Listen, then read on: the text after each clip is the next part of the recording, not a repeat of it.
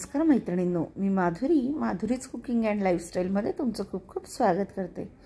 तर आज आपण मस्त अगदी दुप्पटपेक्षा जास्त फुलणारे साबुदाण्याचे पापड झटपट कसे बनवायचे रेसिपी बघणार आहोत। सर्वात आधी मी हा साबुदाणा भिजत घातलेला आहे।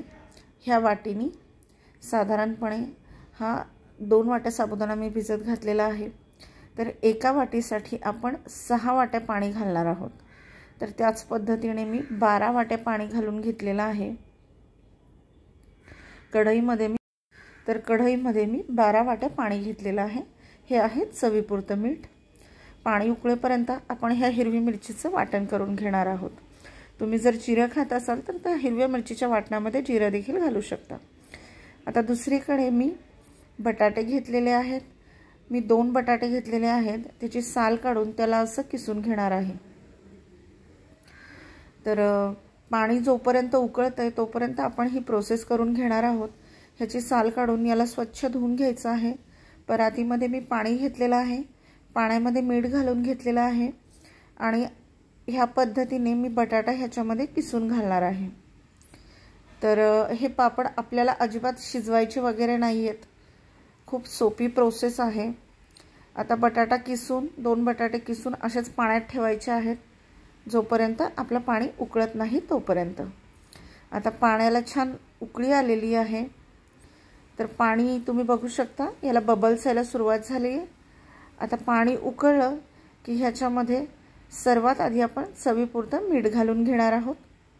तुम्ही जर साधं मीठ खात नसाल तर तुम्ही शेंदे मिठाचा वापर देखील करू शकता। आता ह्याच्यामध्ये आपण जे मिरचीचं वाटण केलेलं आहे ते वाटण घालून घेणार आहोत। तिखट तुम्ही तुमच्या आवडीप्रमाणे कमी जास्त करू शकता।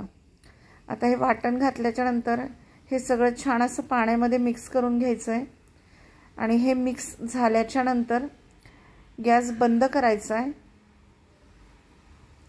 आणि मी सांगितल्याप्रमाणे आपल्याला साबुदाणा अजिबात शिजवायचा नाहीये। त्याच्यामध्ये साबुदाणा भिजवलेला जो आहे तो घालून घ्यायचा आहे आणि पाण्याचं प्रमाण अगदी परफेक्ट आहे। 1 वाटी साबुदाणा असेल तर 6 वाटी पाणी आपल्याला घ्यायचं आहे। आता साबुदाणा ह्या उकळत्या पाण्यामध्ये घातल्याच्या नंतर मीठ घातलेलं आहे, हिरवी मिरचीचं वाटण घातलेलं आहे आणि किसून घेतलेला जो बटाटा आहे तो देखील आपण याच्यामध्ये घालून घेणार आहोत। बटाटा कच्चाच घातलेला आहे। आता चमच्याच्या साहाय्याने हे सगळं व्यवस्थितशीर मिक्स करून घ्यायचं आहे। मी सांगितल्याप्रमाणे गॅसची फ्लेम आपण बंद केलेली आहे। आपण ह्याला शिजवणार नाही। आता हे छान असं मिक्स करून घ्यायचं आहे आणि मिक्स झाल्याच्या नंतर ह्याला साधारणपणे रात्रभर असंच ठेवायचं आहे। पापड आपण सकाळी उद्या बनवणार आहोत। तर आता हे असं झाकून ठेवणार आहे ओव्हरनाईट। आता सकाळी रात्रभर आपण याला असंच झाकलेलं होतं। आता सकाळी तुम्ही बघू शकता साबुदाणा अगदी टम्म फुगलेला आहे। आता काय करायचं आहे, हे मी एका भांड्यामध्ये काढून घेतेय आणि ह्याच्यामध्ये ब्लेंडर फिरवतेय। तुमच्या घरात जर ब्लेंडर नसेल तर तुम्ही मिक्सरच्या जारमध्ये घालून ह्याची अशी पेस्ट करून घेऊ शकता। तर मैत्रिणींनो, पापड नक्की बनवून बघा। रेसिपी कशी वाटली ते कमेंट करून सांगा आणि माझे व्हिडिओ तुम्हाला आवडत असतील तर लाईक, शेअर, सबस्क्राईब करायला मात्र विसरू नका। आता तुम्ही बघू शकता ह्याची कशी पेस्ट झाली आहे।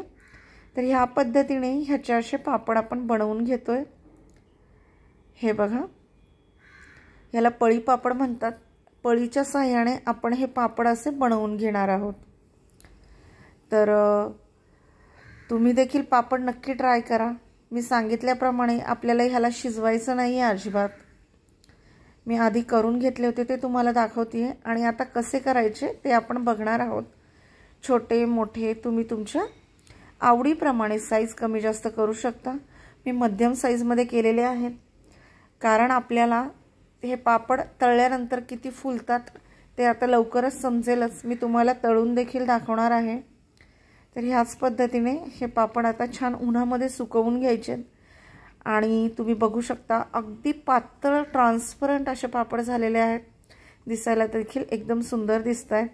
आता मी कढईमध्ये तेल गरम करायला ठेवलेलं आहे आणि तेल छान तापलं की त्याच्यामध्ये पापड टाकून तुम्हाला दाखवतेय की पापड किती छान फुलला आहे ते। तर मैत्रिणींनो, तुम्ही देखील रेसिपी नक्की ट्राय करा आणि कमेंट करून सांगा की हे साबुदाण्याचे पापड तुम्हाला कसे वाटले। तर आता उन्हाळा स्पेशल मी तुम्हाला बऱ्याच वेगवेगळ्या रेसिपी घेऊन येणारच आहे। तर भेटूया माझ्या नवीन पुढच्या उन्हाळा स्पेशल रेसिपीमध्ये। धन्यवाद।